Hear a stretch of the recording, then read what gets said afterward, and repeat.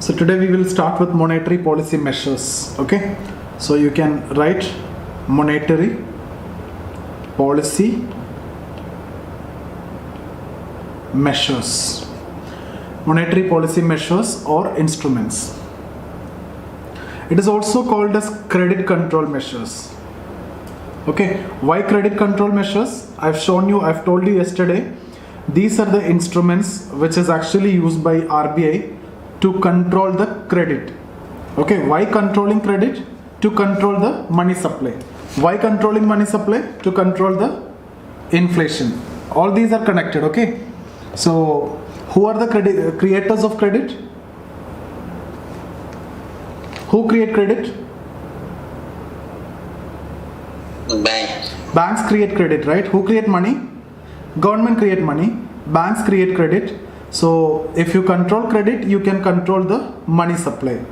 So these are credit creation measures. So why controlling money supply? To control inflation.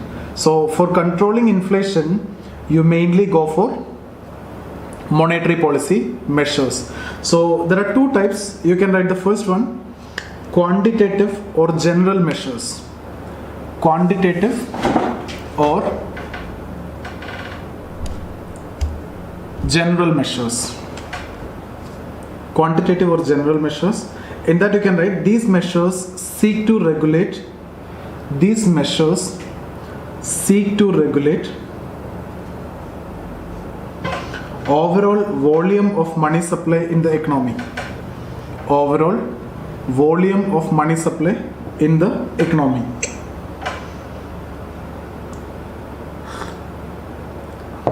That is, these are used to increase or decrease money supply. These are used to increase or decrease money supply. So what are the examples? So the CRR, okay, SLR, repo, reverse repo, bank rate, marginal standing facility, all these are examples of quantitative measures or general measures. From this only you mostly get questions. Second one you can write qualitative measures. Qualitative or selective measures. Such measures are used to transfer funds from. Such measures are used to transfer funds from one sector to another. One sector to another. Okay, that is, they affect money supply.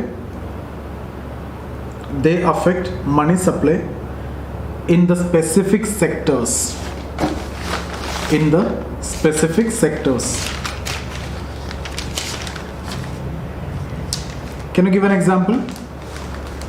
We will discuss anyway in detail. For example, when we talk about priority sector lending, right? So RBI will be asking banks to lend to this particular sector more. So 40% of the credit has to be lending, you have to lend it to priority sector. Let's suppose 40% you have to lend, and out of which there are sub quotas like 18% for agriculture. Within that 18% there is something for marginal farmer, there is something sub quota for big farmer. So this is how qualitative measures. So within sector you can increase or decrease money supply. Okay, so these are general and these are specific. Why specific? Because it is specific to sectors. So now we will start with the first one, that is quantitative measures, under which the first one you can write A, give a heading quantitative measures, and A, cash reserve ratio. Cash reserve ratio. First you write the definition, then I will explain it. It is a percentage of total deposits. It is a percentage of total deposits, NDTL, right? Net demand and time liability. It is a percentage of total deposit, bracket you can write NDTL, of banks which they have to keep with the central bank in cash. Which they have to keep with the central bank in cash at any point of time. So you have to keep this in cash with the central bank at any point of time.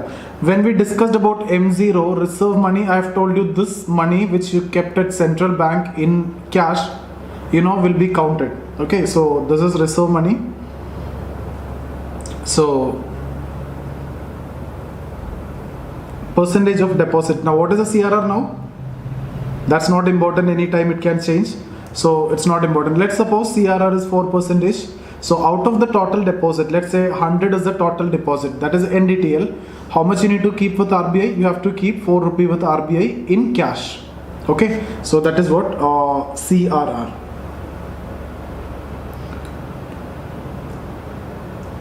Now, is there any interest paid on CRR? Yes, sir. Uh, No, sir. Earlier there was some small minor interest which was actually paid on CRR, but now there is usually no interest is, you can write there, usually no interest is paid on such deposits.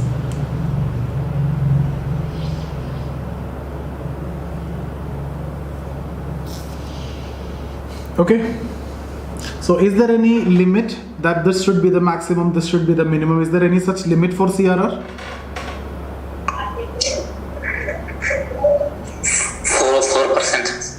4%. Yes. So minimum limit is there. Minimum limit is? Minimum limit is there. What is that minimum limit? So maximum 6.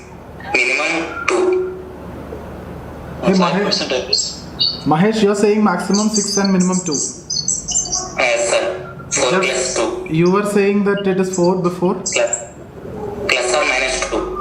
That I have discussed in the context of inflation targeting. 4% inflation plus or minus 2, this is what the inflation targeting. When we discussed about inflation only, I have told about this point. This, or you are saying it from some other context, some other reading. Okay. So you write there, as per RBI Act 1934, as per RBI Act 1934, there was limit on cash reserve ratio. There was limit on cash reserve ratio to minimum. Can you switch off the mic? To minimum 3%, to minimum 3%, and maximum 15%. So according to RBI Act 1934, 3% to 15% is the limit. But this act was amended in 2006.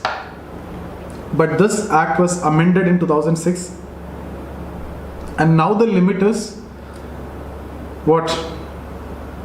0 to 100. That means, is there any limit?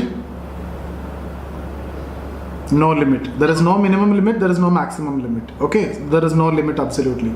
See, 100% also, if RBI can ask the banks to keep entire 100%, like during the time of demonetization, etc. What will happen during the time of demonetization? Huge amount of deposits will come, right? So these huge amount of deposits, bank cannot lend totally, right? So RBI can ask that entire 100% which is coming, that may be this 100% etc. maybe for a short period of time. What I'm saying is RBI can impose this restriction that the CRR can be 100%. I've given you a hypothetical situation that is during demonetization. It can be done. It may be done.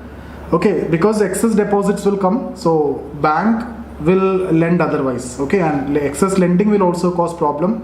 So RBI can ask the banks to keep this deposits with RBI.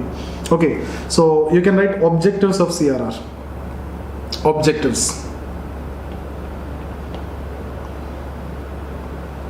First one, to protect the interest of depositors.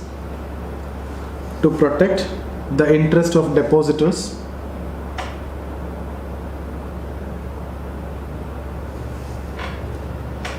Second one, credit control. When I am talking about credit control, all other things are connected to it. Inflation and everything is connected to it. Okay. So how is it going to control the credit?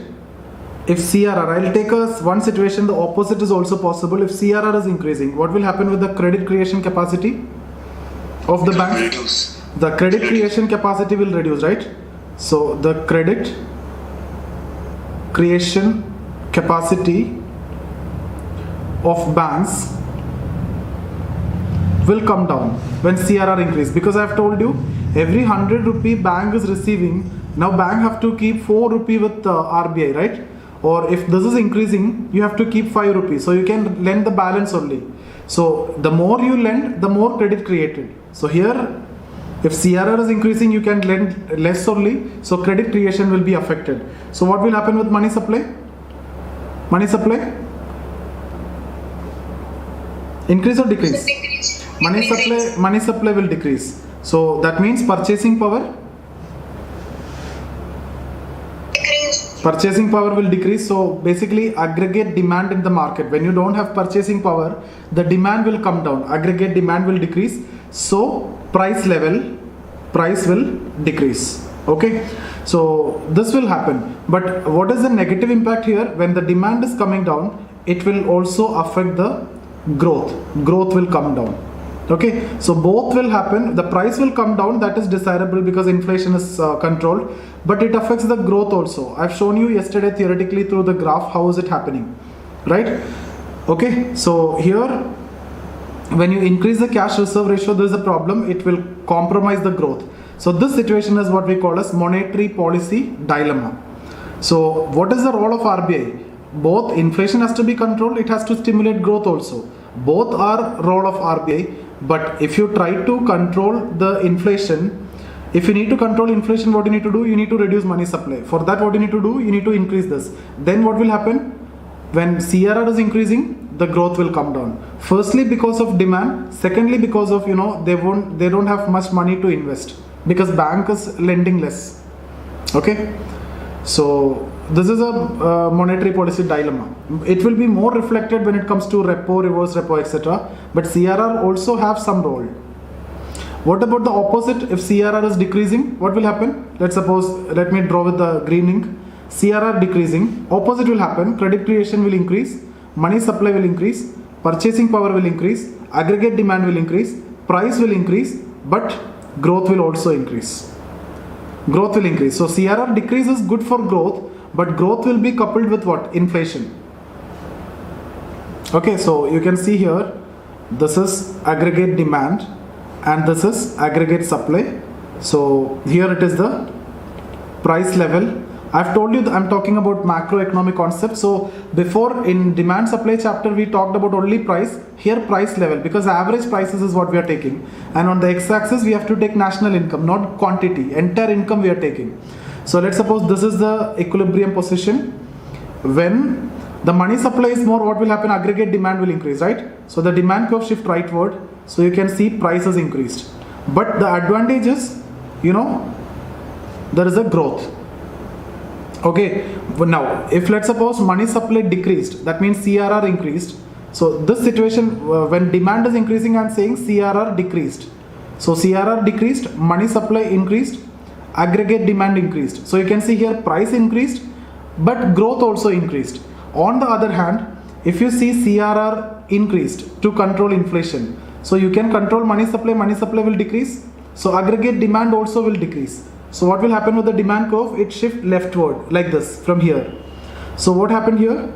You can see here, this is a new position. So prices come down, but this is a problem. Here on the x-axis, you can see the problem that national income is also coming down.